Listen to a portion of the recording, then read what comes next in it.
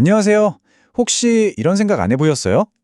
내가 평생을 바쳐서 마련한 이 소중한 집이 나중에 나한테 월급처럼 든든한 연금이 되어준다면 얼마나 좋을까요? 네, 사실 이게 가능한 이야기입니다. 오늘 우리가 파헤쳐볼 주제가 바로 한국의 주택연금 제도인데요. 이게 대체 뭐고 어떻게 내 노후를 책임져 줄 수 있는지 지금부터 아주 쉽고 재밌게 알려드릴게요. 자, 오늘 우리가 함께 알아볼 내용들인데요. 먼저 왜 이런 제도가 필요하게 됐는지 그 배경부터 살짝 짚어보고요. 그리고 오늘의 주인공이죠. 주택연금이 뭔지, 또 나는 가입할 수 있는 자격이 되는지 꼼꼼하게 따져볼 겁니다. 그 다음에는 나한테 딱 맞는 지급 방식은 뭐가 있을지 찾아보고 마지막으로 가입 전에 반드시 체크해야 할 점들까지 하나하나 놓치지 않고 짚어드릴게요. 네, 그럼 첫 번째 이야기부터 바로 시작해보죠. 사실 많은 분들이 은퇴 후에 맞닥뜨리는 아주 현실적인 고민이 있습니다. 바로 노후자금 문제죠. 한번 생각해 보세요. 평생 정말 열심히 일해서 번듯한 내 집 한 채는 마련했는데 막상 은퇴하고 나니까 매달 통장에 들어오는 돈이 없어서 생활비가 쪼들리는 상황. 어떠세요? 이거 남의 얘기 같지 않죠? 바로 이게 오늘 우리가 풀어야 할 숙제입니다. 이걸 흔히들 이렇게 불러요. 자산은 많은데 당장 쓸 현금은 없는 문제. 그러니까 분명히 몇 억짜리 집에 살고는 있는데 손에 쥔 돈은 없어서 병원비 내기도 빠듯하고 생활비 걱정을 해야 하는 거죠. 우리나라 많은 은퇴자분들이 겪는 딜레마인데 재산 대부분이 이 집이라는 부동산 하나에 꽁꽁 묶여 있기 때문에 생기는 일입니다. 아니, 그럼 집을 팔기 전에는 방법이 없는 걸까요? 내가 평생 살아온 이 정든 집을 떠나지 않으면서 안정적인 현금을 만들 수는 없을까요? 있습니다. 바로 그래서 국가가 직접 보증하고 나선 해결책이 있는데요. 그게 바로 오늘의 주인공 주택연금입니다. 자, 그럼 주택연금이 뭐냐? 정말 간단하게 말하면 이거예요. 내가 가진 집을 담보로 맡기는 겁니다. 그리고 나는 그 집에 계속 살면서 죽을 때까지 나라에서 매달 연금을 받는 거죠. 여기서 제일 중요한 포인트가 두 개 있어요. 내 집에 계속 산다. 그리고 국가가 보증한다. 이 두 가지만 기억하셔도 됩니다. 이게 좀 헷갈린다 싶으시면 이렇게 생각해 보세요. 꼭 내 집이 효자 아들, 딸이 된 것처럼 나한테 평생 매달 꼬박꼬박 용돈을 붙여주는 거예요. 와, 생각만 해도 든든하지 않으세요? 더 이상 집이 그냥 벽돌이랑 시멘트 덩어리가 아니라 내 노후를 책임지는 돈이 나오는 현금 자산이 되는 순간입니다. 그럼 이게 어떻게 돌아가는 거냐? 딱 세 단계면 끝납니다. 첫째, 내 집을 담보로 제공해요. 둘째, 나는 그냥 원래 살던 대로 내 집에서 쭉 삽니다. 이사 갈 필요 없어요. 셋째, 그럼 이제 매달 약속된 날에 통장으로 연금이 꼬박꼬박 들어오는 거죠. 어때요? 생각보다 훨씬 간단하죠? 자, 들어보니까 어떠세요? 이거 괜찮은데? 싶으시죠? 그럼 이제 제일 궁금한 게 이걸 거예요. 과연 나도 가입할 수 있을까? 그래서 지금부터는 그 가입 자격 요건을 하나하나 아주 꼼꼼하게 뜯어보겠습니다. 자, 한번 체크리스트처럼 확인해 보세요. 첫째, 나이. 부부 두 분 중에 한 분이라도 만 55세가 넘으셨나요? 오케이. 둘째, 국적. 두 분 중 한 분은 대한민국 국민이셔야 하고요. 셋째, 이게 제일 중요할 수 있는데 주택 가격입니다. 부부가 가진 모든 집의 공시가격을 다 더해서 12억 원 이하여야 해요. 그리고 마지막으로 당연한 얘기지만 연금을 신청하는 바로 그 집에 실제로 살고 계셔야 합니다.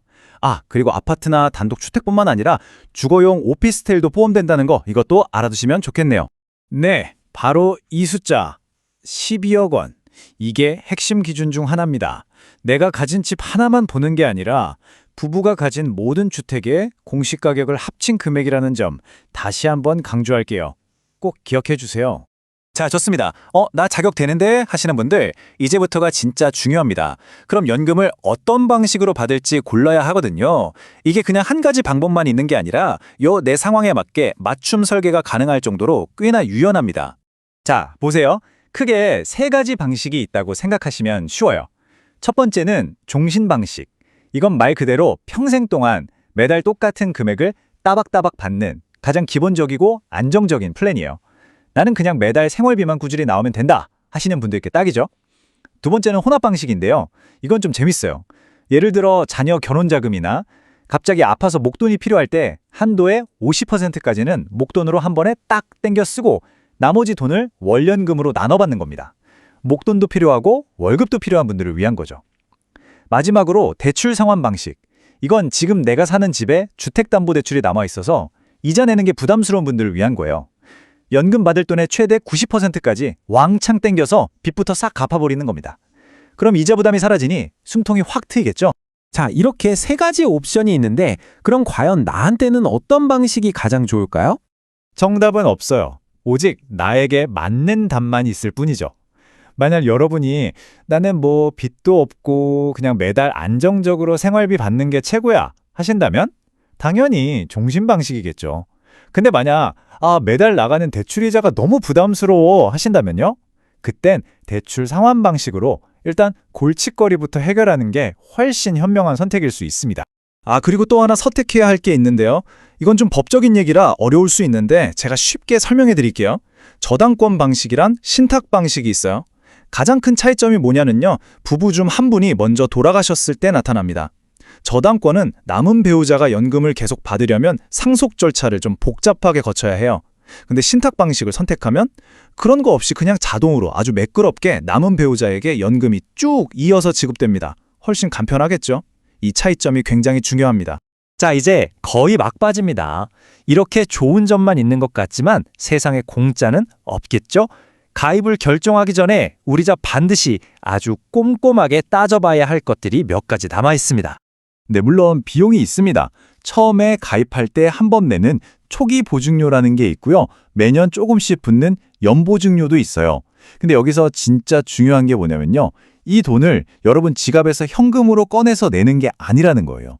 이 비용들이 전부 나중에 갚을 돈, 즉 대출금에 차곡차곡 쌓이는 방식입니다. 그러니까 당장 내 주머니에서 나가는 돈은 하나도 없다는 거죠. 이게 아마 모든 분들이 가장 궁금해하고 또 걱정하는 부분일 거예요. 만약에 내가 가입하고 나서 우리 집값이 2배, 3배로 뛰면 어떡해요? 그거 완전 손해 아니에요? 반대로 집값이 폭락하면 내 연금 끊기는 거 아닌가 하는 걱정이요.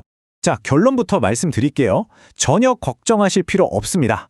왜냐하면 한번 정해진 내 월급, 즉 연금액은 집값이 오르든 내리든 평생 똑같이 나오거든요.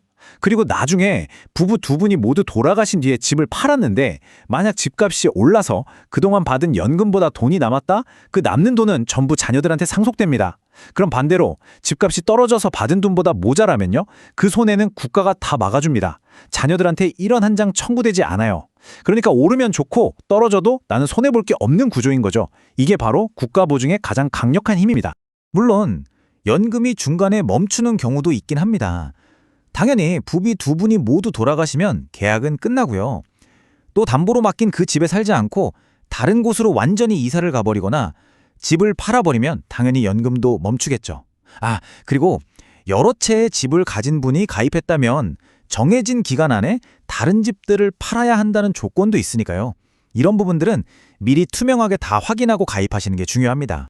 자, 그럼 오늘 이야기의 핵심만 딱딱 짚어서 정리해볼까요?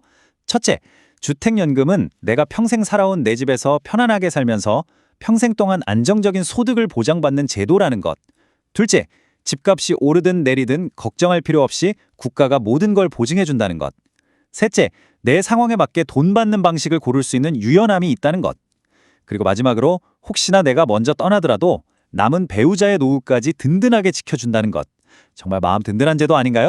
오늘 이야기를 마치면서 여러분께 이 질문을 드리고 싶습니다. 여러분이 평생을 바쳐 이룬 가장 소중한 자산인 바로 그 집이 어쩌면 여러분의 가장 불안한 노후를 가장 편안하고 안정적인 시간으로 바꿔줄 황금 열쇠가 될 수 있지 않을까요? 한 번쯤 진지하게 고민해 볼 만한 가치가 충분하다고 생각합니다.